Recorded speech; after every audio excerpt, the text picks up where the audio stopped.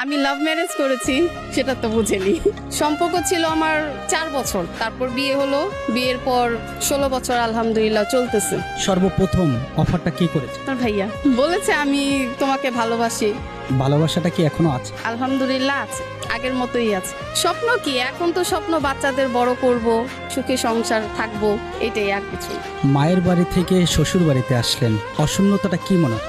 অশূন্যতা মনে হয় যে বাবা মার কাছে গেলে আরো আনন্দ লাগে বেশি।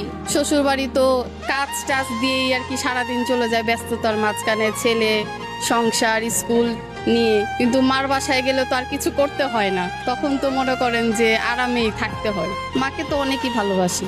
আমার প্রিয় মানুষ আমার হাজবেন্ড, কারণ সে আমাকে অনেক ভালোবাসে। তাকে ছাড়া আমার থাকা অসম্ভব ব্যাপার। বেঁচে থাকার যে চাহিদা আছে ওইটাই শেষ হয়ে যাবে, এতই ভালোবাসি ওনাকে। আমি অনেক ভালোবাসি, নিজের জীবনের থেকেও, নিজের ছেলে মেয়ের থেকে অনেক ভালোবাসি। হওয়া উচিত না, কিন্তু আমি ওনাকে অনেক বেশি ভালোবাসি।